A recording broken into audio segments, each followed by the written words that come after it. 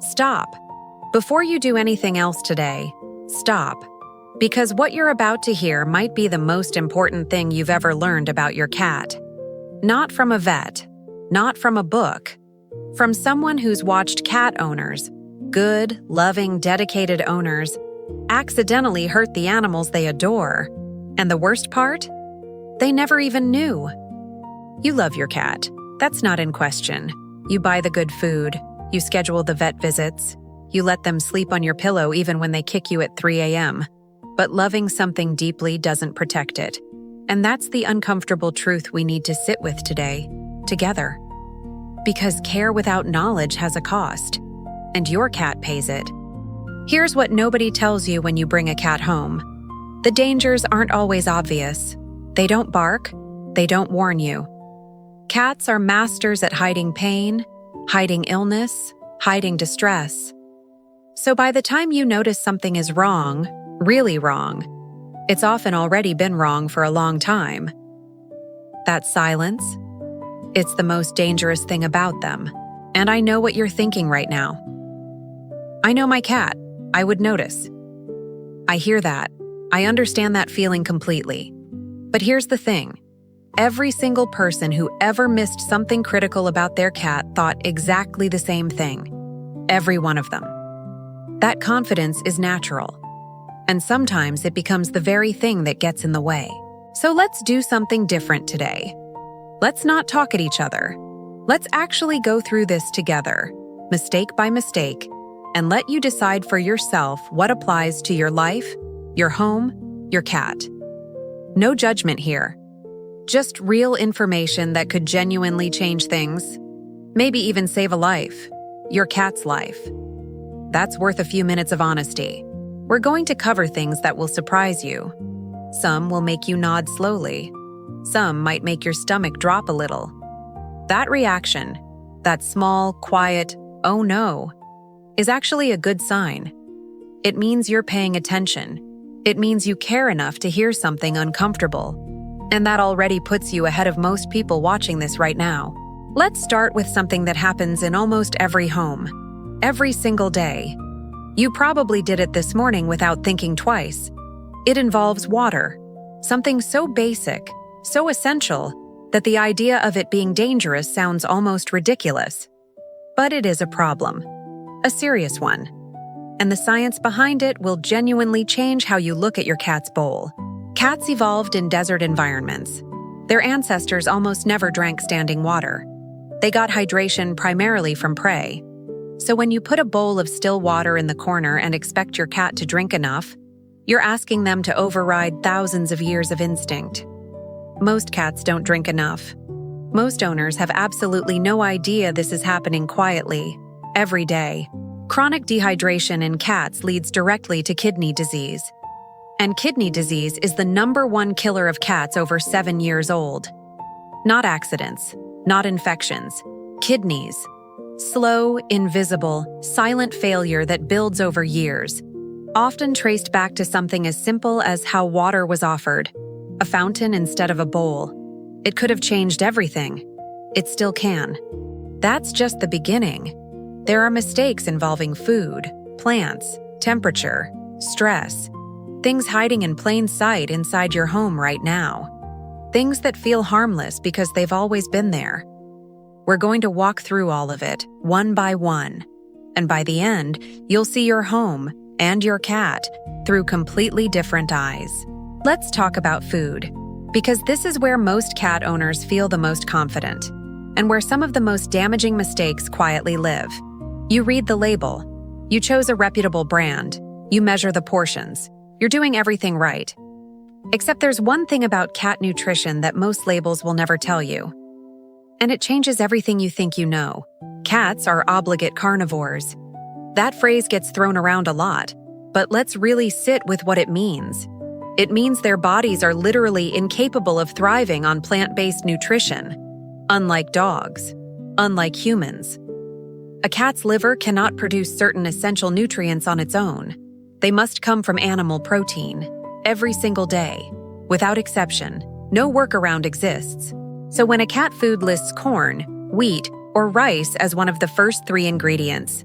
That's a problem. Not a small one. Those fillers are cheap for manufacturers and genuinely hard for cats to process. Over time, a diet too high in carbohydrates contributes to obesity, diabetes, and inflammatory conditions. Slowly, quietly, while you keep refilling that bowl with complete trust. And dry food. This one is hard to hear, because so many of us rely on it. It's convenient.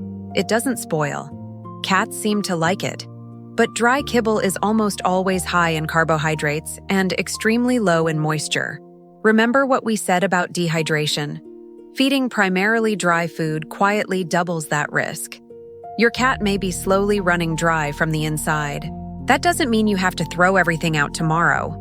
Small shifts matter enormously. Adding even a little wet food to your cat's daily diet increases moisture intake significantly. It supports kidney function. It reduces strain on the urinary tract. You don't have to be perfect. You just have to know. And then make one small different choice. That choice compounds over years. Now let's talk about something that lives in nearly every American home and kills cats every single year. Plants.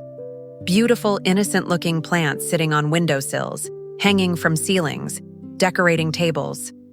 Some of the most popular houseplants in the country are genuinely toxic to cats, and most cat owners have at least one of them somewhere in their home right now.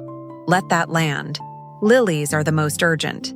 True lilies, Easter lilies, tiger lilies, Asiatic lilies are catastrophically toxic to cats. Even a small amount of pollen on their fur, licked off during grooming, can cause acute kidney failure within 24 to 72 hours. There is no antidote. There is only emergency intervention and hope. Many cats don't survive. Many owners never suspected the flowers. But lilies aren't alone. Pothos, one of the most common houseplants in America, causes oral irritation, excessive drooling, and gastrointestinal distress. Sago palm causes liver failure. Dieffenbachia causes swelling that can block airways. Aloe vera, which we keep for sunburns, is toxic to cats. Peace lilies, oleander, English ivy. The list is long and the plants are everywhere. Here's the thing about plant toxicity. Cats don't eat large amounts. They brush against leaves. They sniff. They occasionally take one small bite out of curiosity. That's often enough.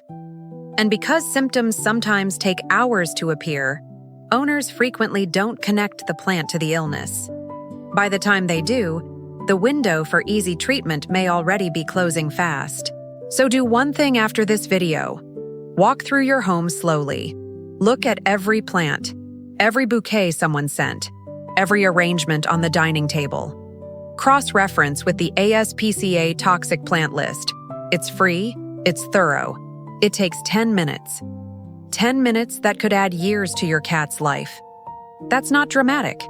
That's just the math of paying attention when it matters. Let's shift now to something that feels even more invisible than plants or food. Something you can't see, can't smell, and would never think to question. It's the air inside your home. The products you spray, burn, plug in, and diffuse every single day. Because what smells clean and calm to you can be genuinely dangerous to the animal breathing that same air at floor level. Essential oil diffusers became enormously popular over the last decade. And for good reason. They smell wonderful. They create atmosphere. Some people find them genuinely calming. But cats lack a specific liver enzyme that humans use to metabolize many of the compounds found in essential oils. What your body processes easily, your cat's body simply cannot. It accumulates. It causes damage. Tea tree oil is one of the most dangerous. Even small amounts can cause neurological symptoms in cats: tremors, loss of coordination, lethargy, seizures. Eucalyptus, peppermint, cinnamon, clove, pine, all carry real risk. And here's what makes this particularly difficult. The symptoms of essential oil toxicity often look like other things. A tired cat, an off day, easy to miss. Scented candles and air fresheners carry similar concerns. Many contain synthetic compounds that irritate the respiratory tracts of cats, whose lungs are significantly more sensitive than ours. Cats who live in heavily fragranced homes show higher rates of respiratory issues over time. It's not that one candle destroys everything. It's the daily, cumulative exposure that quietly wears things down. And cleaning products. This one is practical and immediate. Cats walk on floors you've just mopped. They jump on counters you've just sprayed. Then they groom themselves and ingest whatever residue remains. Bleach-based products, phenol-containing disinfectants, and many popular multi-surface sprays are genuinely harmful to cats. Rinsing surfaces thoroughly after cleaning matters more than most people realize. There's a pattern emerging here, and I want you to notice it. None of these dangers announce themselves. No alarm goes off. Your cat doesn't hand you a note explaining what's wrong. The harm builds silently over months and years until something breaks down enough to become visible. That's why knowledge is the only real protection. Not luck, not love alone. Knowledge applied consistently. Now let's talk about stress, because this might be the most underestimated danger on this entire list. We think of stress as a human problem, something we carry, something we manage. We don't always extend that same understanding to our cats. But cats experience chronic stress in ways that directly damage their physical health. And most of the triggers are things we create without realizing. Cats are creatures of routine in a way that goes much deeper than preference. Routine is security. Routine is survival instinct.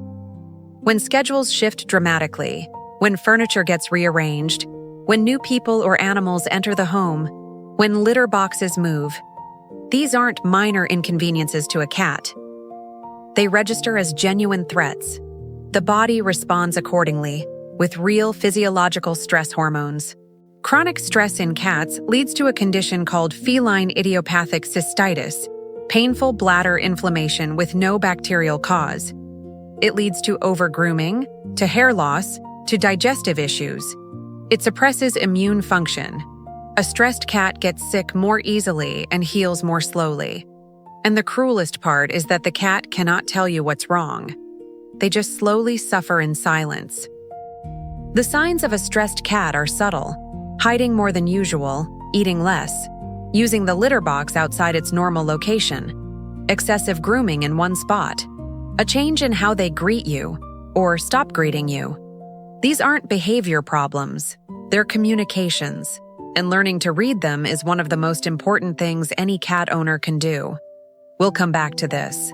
Let's talk about the litter box, because there are more mistakes made here than almost anywhere else, and the consequences are serious. Most cat owners set up the box once and consider that problem solved. But the litter box is actually one of the most dynamic, sensitive parts of your cat's daily life.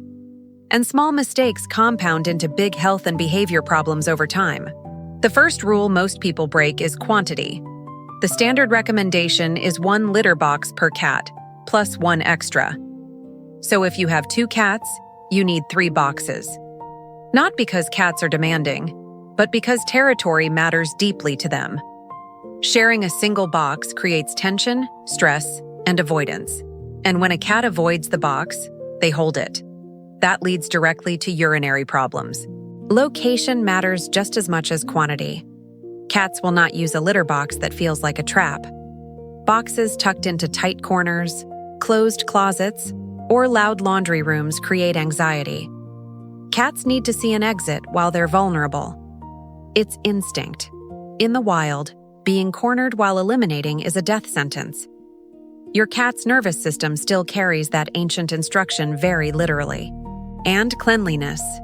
This is where most people underestimate the standard cats hold. Cats are extraordinarily clean animals. A box that hasn't been scooped in 2 days is, to a cat, what a severely neglected public restroom is to us. They will avoid it. They will find somewhere else. And when we punish them for going outside the box, we're punishing them for a completely reasonable response to our own neglect. The type of litter also matters more than most people realize. Heavily scented litters are designed for human noses, not cat preferences. Cats often find strong artificial fragrances deeply aversive. Studies consistently show cats prefer unscented, fine clumping litter. When a cat suddenly stops using their box and nothing else has changed, the litter itself is frequently the cause. Simple. Overlooked. Fixable. Now here's something that surprises almost everyone. The depth of litter in the box matters. Most owners put in about an inch. Cats prefer 3 to 4 inches, enough to dig, cover, and feel secure. When there isn't enough litter, cats scratch at the sides and bottom of the box, a behavior owners often misread as the cat being difficult. They're not difficult. They're just telling you something specific. Let's move to veterinary care, because this is where good intentions and real gaps often live side by side. Most cat owners bring their cats in when something is visibly wrong. That's understandable. But cats are physiologically designed to hide illness. It's a survival mechanism from their days as both predator and prey. By the time symptoms are visible, the condition has usually been developing for a while. Annual wellness exams aren't just routine, they're diagnostic opportunities. A vet checking blood work on a seemingly healthy 7-year-old cat might catch early kidney changes, early thyroid shifts, early dental disease. Caught early, these conditions are manageable. Caught late, they become emergencies. The difference between early and late detection is often just one consistent annual appointment that got skipped. Dental health is one of the most neglected areas in cat care. By age 3, most cats already have some degree of dental disease. Left untreated, bacteria from the mouth enter the bloodstream and damage the heart, kidneys, and liver over time. You can't always see dental disease by looking at your cat. You need a professional cleaning under anesthesia. Many owners never do this, ever. And wait. This one is sensitive because we associate a round, soft cat with a well-loved cat. But obesity in cats leads to diabetes, joint problems, hepatic lipidosis, a potentially fatal liver condition that can develop in overweight cats who stop eating, even briefly. Your vet can assess your cat's body condition score in minutes. That number tells a story your eyes alone might not catch. We've covered a lot of ground together. And I want to pause, not to list everything we've said, but to acknowledge something I suspect you might be feeling right now. A quiet unease. That specific discomfort of realizing the home you carefully built for your cat might have hidden things working against them. That feeling isn't failure. It's the exact moment where real care begins. Stay with me. The point was never to make you feel like a bad owner. The point is that you're here, watching this, paying attention. Most people never look this closely. Most people never ask these questions. Think about that for a second. Most people. And you're not most people. That already matters more than you know. Knowledge isn't guilt. Knowledge is the door. And you just walked through it. Let's talk about something that doesn't get nearly enough attention: indoor environmental enrichment. A cat that lives entirely indoors, with nothing to climb, hunt, explore, or scratch, is like a river with nowhere to flow. The water doesn't disappear. It stagnates. It turns. Boredom in cats works exactly like that. The energy that has no outlet doesn't vanish. It becomes anxiety, aggression, and quiet suffering. Cats need to express natural behaviors every single day. Hunting sequences, stalking, pouncing, catching, are hardwired into their nervous systems like music into a musician's hands. When those sequences have no outlet, the energy doesn't disappear. It turns inward, into anxiety, into aggression, into compulsive behaviors. A cat tearing around the house at midnight isn't chaotic. It's a hunter with nowhere left to hunt. Interactive play is one of the most powerful things you can do for your cat's mental and physical health. Not leaving toys scattered on the floor, actual engaged play, with you moving something in a way that mimics living prey. 10 to 15 minutes twice a day, that's the whole prescription. It reduces anxiety, improves sleep, strengthens your bond, and gives that ancient nervous system exactly what it was built to do: Scratching is another behavior that gets misunderstood constantly. Owners see destruction. Cats experience necessity. Scratching is how they maintain claws, stretch deep muscles, and leave their mark on the world, literally. When your cat scratches the couch, they're not punishing you. They're being exactly what they are, in a space that gave them no better option. Punishment never solves that. Redirection always does. Vertical space matters enormously, and most homes don't provide enough of it. A cat with access to height is like a person who can finally see the whole room instead of just the walls. Stress hormones drop measurably. Breathing slows. The body unclenches. Cat trees, wall shelves, cleared windowsills. These aren't luxuries or indulgences. They're the architecture of calm for an animal whose instincts live permanently above eye level. Windows are underrated medicine. A cat with access to a window, real daylight, movement outside, birds crossing the glass, wind bending the branches, has a sensory life that no toy can replicate. It's passive enrichment that costs nothing but the decision to open the blinds. And yet so many indoor cats spend their days in darkened rooms while their owners are away. That one small change, every single morning, it matters. Let's talk about something that feels small but carries real weight: how you respond when your cat comes to you, and when they don't. Cats are not dogs. Forced affection doesn't land as love. It lands as threat. Holding a cat past their comfort point, restraining them for one more kiss, picking them up when they're clearly walking away. Each of those moments makes a small withdrawal from an account you've spent years building. The cats who are most affectionate, most present, most genuinely bonded to their owners, they're almost always the cats whose signals were respected consistently. Who could leave when they needed to leave.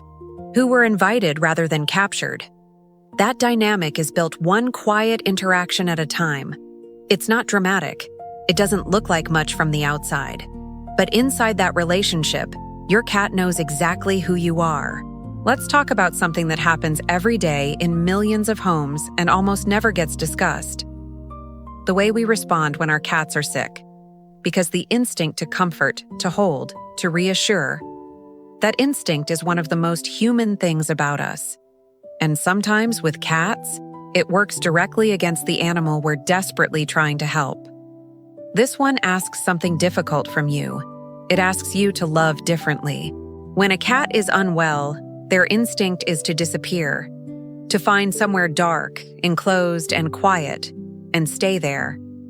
Not giving up, not depressed, protecting themselves the only way their biology knows how. In the wild, visible weakness is an invitation to predators. That ancient instruction still runs in your cat's nervous system, unchanged, regardless of how safe your home actually is. Hiding means something is wrong. The mistake most owners make is reaching in, pulling them out, holding them close. What feels like comfort to you feels like exposure to them in that moment, like being pulled into the open when every instinct says stay hidden. Stress hormones rise at exactly the moment the body needs calm to heal. Sometimes the most loving thing you can offer a sick cat is simply this: presence without pressure, nearby but not insisting. Multi-cat households carry their own invisible weight. People assume cats who've lived together for years have found their peace. But cats are not pack animals. They don't form stable social bonds the way dogs do. What looks like harmony on the surface is often something more fragile, a series of small negotiations, unspoken boundaries, managed distances. Peaceful until something shifts, and something always eventually shifts. Resource competition is the silent engine behind most multi-cat problems. Side-by-side food bowls force cats into proximity during one of their most vulnerable moments. Shared water sources create subtle power dynamics that play out in ways owners never see. One cat controls the litter box, another stops using it. Nobody fights, nobody hisses. But one cat is quietly, steadily losing ground inside their own home. Bringing a new cat into an established home is one of the most mishandled moments in cat ownership. Most people open the carrier and wait for magic. What actually happens is closer to a small earthquake. The resident cat feels their entire known world violated.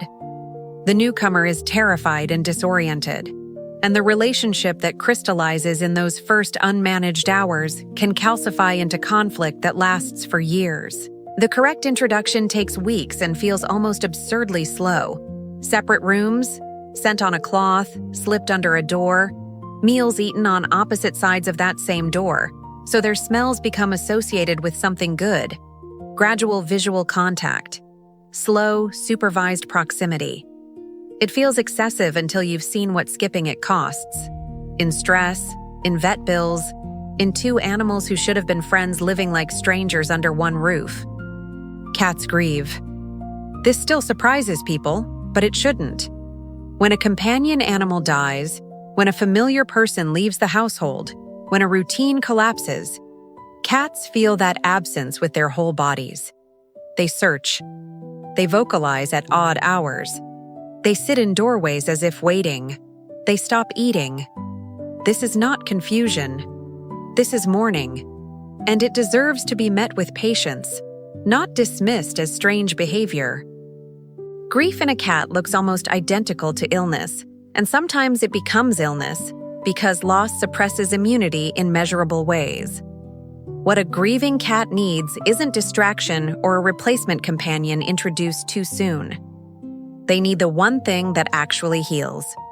Time, held inside a gentle and unbroken routine. The bowl in the same place. The window open at the same hour. Consistency as a form of tenderness. There's a thread running through everything we've talked about today. Water, food, plants, air, stress, litter, vet care, enrichment, trust, each one different on the surface. But underneath, they're all the same question. Are you seeing your cat clearly? Or are you seeing what you expect to see? That gap between the cat in front of you and the idea of a cat you carry in your head is where most mistakes quietly live. The pattern is this. Most of the dangerous mistakes cat owners make don't come from carelessness. They come from assumptions. The assumption that what works for dogs works for cats. The assumption that silence means contentment.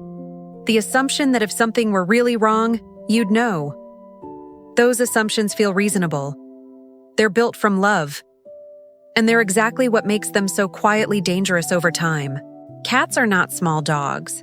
They are not independent creatures who need nothing. They are not low maintenance because they use a litter box and don't need walks. They are complex, sensitive, physiologically unique animals whose needs are specific and whose communications are subtle. Understanding that, really understanding it, not just intellectually, but in how you move through your home daily, changes everything. Let's talk about something that doesn't get discussed in most cat care content: the relationship between a cat's emotional state and their physical health over the long term. We touched on stress earlier, but I want to go deeper, because the research here is genuinely compelling, and most cat owners have never heard any of it. The mind-body connection in cats is more powerful than we've historically given it credit for. Cats who feel genuinely secure in their environment, in their relationship with their owner, in their daily routine, show measurably better immune function. They recover from illness faster. They live longer on average. Security isn't just comfort, it's medicine. And the things that create security are largely free: consistency, predictability, respect for their signals, and a home environment designed with their instincts in mind. There's a concept in feline behavioral science called the 5 pillars of a healthy feline environment: safe spaces, multiple separated resources, opportunity for play and predatory behavior, positive human interaction, an environment that respects the cat's sense of smell. These 5 things, implemented thoughtfully, address the root causes of most behavioral and health problems seen in domestic cats. Not medication. Environment. Safe spaces deserve a deeper look. A safe space for a cat is not just a hiding spot. It's a place the cat chose, that no one invades, that stays consistent, that the cat can access at any time without interference. When we reach into their hiding spots to pull them out, when we rearrange their favorite perch, when we block access to their chosen retreat, we're removing the one thing that makes them feel truly secure. That cost is real. Let's talk about something practical that most owners overlook entirely: carrier training. Most cats only see their carrier when they're going to the vet. So the carrier becomes a signal for stress, for handling, for an unpleasant experience. And the cat who fights the carrier isn't being difficult. They've been conditioned perfectly and unintentionally to fear it. That fear then colors the entire vet experience that follows. Carrier training is simple. Leave the carrier out permanently, with familiar bedding inside. Feed treats near it, then inside it. Let the cat sleep in it on their own terms. Over weeks, the carrier becomes just another piece of furniture. Neutral, familiar, safe. A cat who enters the carrier calmly arrives at the vet calmer. They're easier to examine. Results are more accurate. It changes the entire experience for everyone. Here's something worth sitting with. The average lifespan of an indoor cat is 12 to 18 years. The average lifespan of an outdoor cat is 2 to 5 years. That gap is enormous.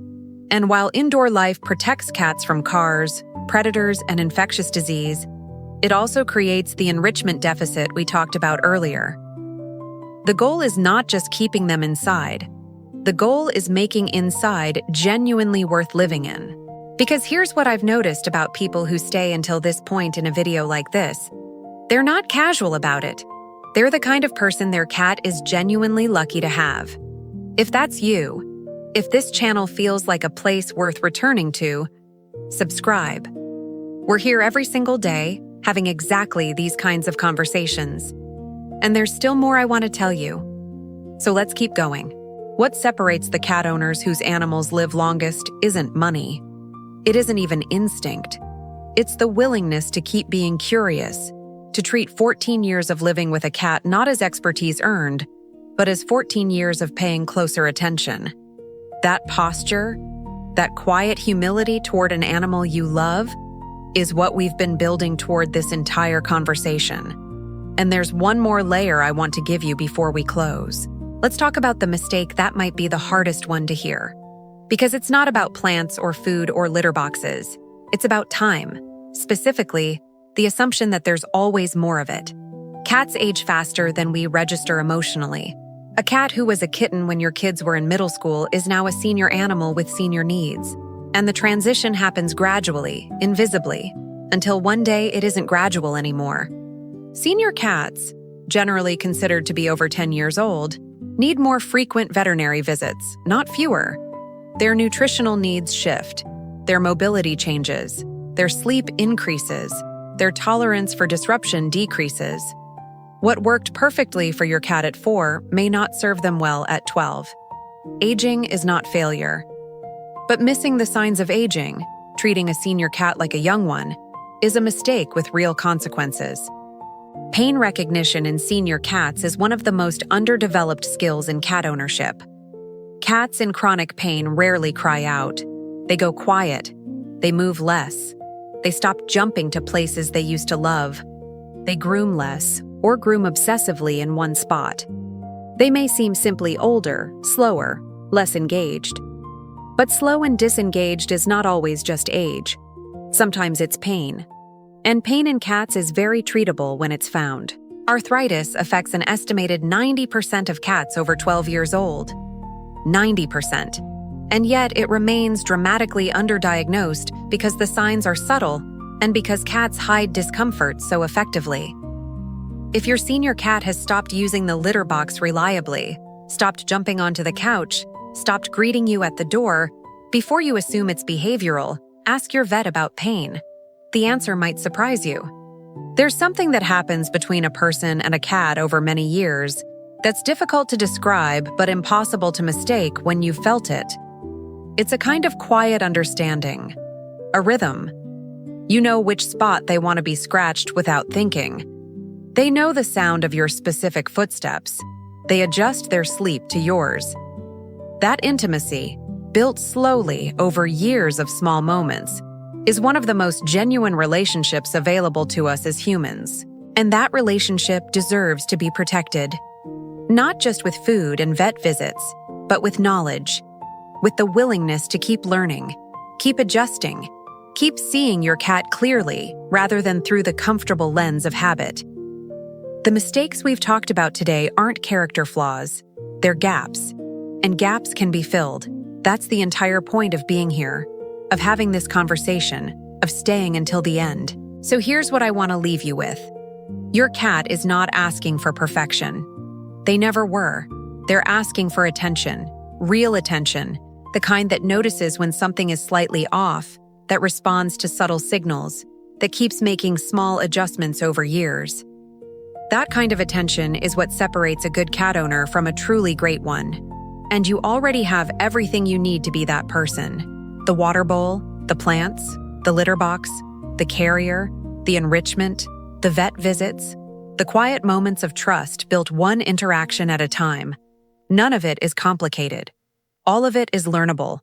And the cat sleeping somewhere in your home right now, probably in a patch of sunlight or tucked into something soft, that cat has no idea you just spent this time learning how to love them better. But their body will know.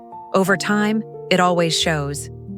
Your cat will never know you watched this today. They won't know about the plants you'll move, the bowl you'll change, the blinds you'll open tomorrow morning. They'll just feel the difference, in ways too quiet to name, but too real to miss. Share this with 5 people who have cats. Leave a comment telling us what surprised you most, and tell us what you want us to talk about next. We'll be here. We always are.